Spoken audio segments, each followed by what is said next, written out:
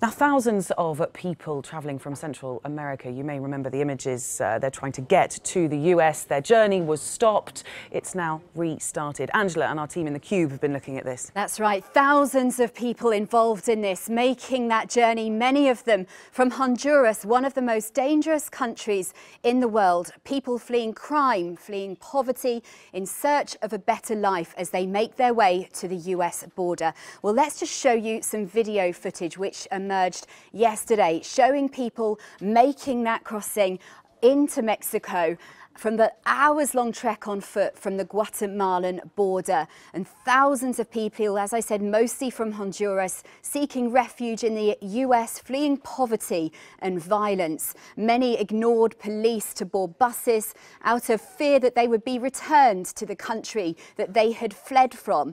One lady told an NBC reporter how military had beaten her son and she was afraid of being returned. So that video footage, just some of this footage and pictures that we're seeing emerge on social media as well. Let's have a look at this picture. One journalist who was on the ground as well captured this. They try and capture the scale of it. Very hard to do. Some official figures put between 4,000 to 5,000 people.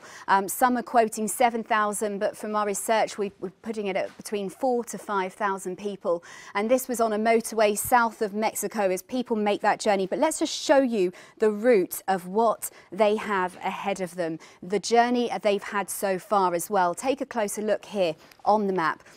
Well, last Friday, it started in Honduras. A group of people left San Pedro Sula, a city which is one of the, which has the highest crime rates in the world, highest murder rates according to the UN. People left there last Friday, a group. From hundreds, it turned to thousands as they made their way to the Guatemala-Mexico border here.